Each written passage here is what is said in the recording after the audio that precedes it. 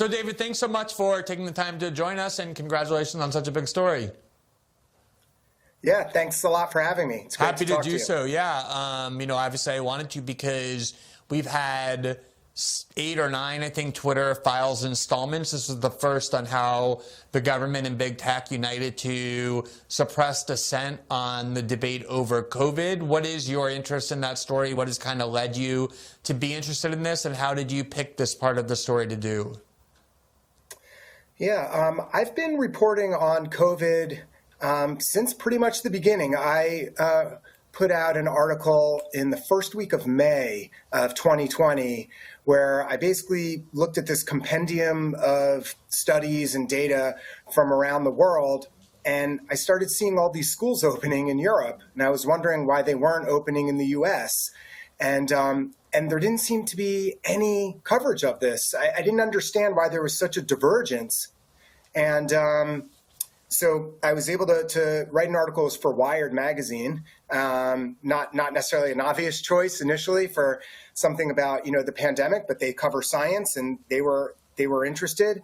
And since then, I've just been kind of off to the races. And the main thing I've been interested in is looking at the science behind, or at least that's ostensibly behind, a lot of the policies in the United States, and trying to understand why some of the decisions we made, oftentimes in particular related to schools and children, how those decisions came about and why they differed oftentimes from many other places around the world. And that I've been reporting on that for close to 3 years now.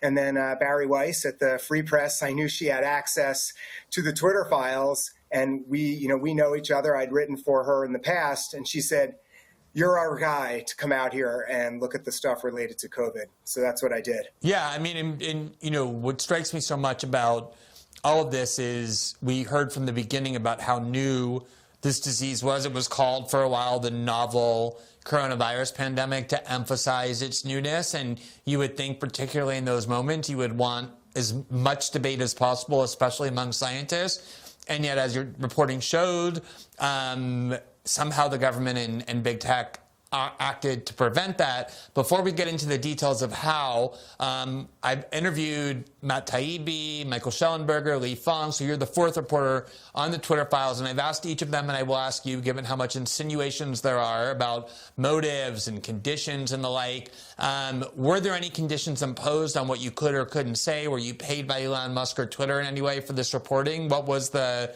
kind of nature of your ability to report? The only condition I was made aware of is what I think Barry has talked about publicly, which was the initial release of any information should be done on the platform of Twitter.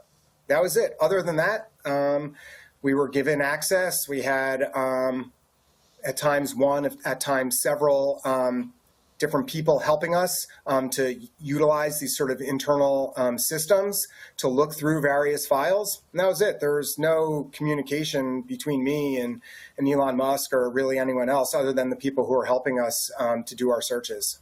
So one of the questions I've asked each of them, and as somebody who has reported on large archives in the past, I know I was always appreciative when people asked me, is, it's a little hard with so much complex information flying around for the public sometimes to process everything that they should be processing or to know exactly what they should be focused on. So having just released this, not only these documents, but your reporting, what would you say are the 2 or 3 most significant revelations that people should take away from those?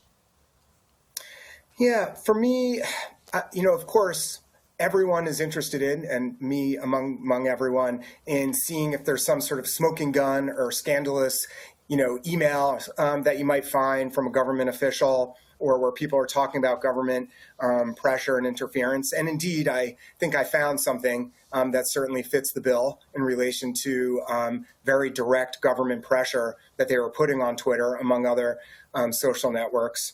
But for me, I think what also has always interested me as just someone on the platform was also trying to understand what exactly sort of goes on, behind the scenes. Like, what is the algorithm? What is the machine? And how does that work? And as we all know, humans design the algorithm. So it's not like an algorithm sort of on its own, or was it? So I had all these questions, and to me, the biggest takeaways were, and I sort of split it into three main lessons, which were, one, the government directly and explicitly put a lot of pressure on Twitter to deplatform certain accounts. They said they were very angry. That's how it was characterized, the meeting with them, that Twitter wasn't doing enough. So that's one thing, is the government pressure. The second thing are these algorithms or these bots that they used to sort of scrape the platform looking for specific content. And then the third is the humans involved. We have contractors in places like the Philippines and elsewhere, who are doing a lot of this content moderation. And then we, of course, have the humans at Twitter, the sort of higher up staff, who ultimately were making these decisions about what the inputs would be on that algorithm that's going to scrape things, and deciding sort of what they called escalated cases. So those would be the three kind of takeaways. It's not one thing or one smoking gun. It's this sort of mix of government pressure combined with these systems that they had in place.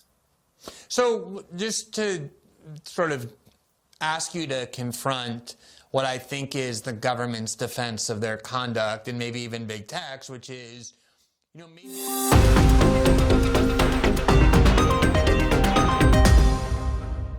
Thanks for watching this clip from System Update. Catch our full shows for free, live weekdays at 7 p.m. Eastern on Rumble, and join our locals community at greenwald.locals.com for all of my written journalism, exclusive after-show Q&As, and more.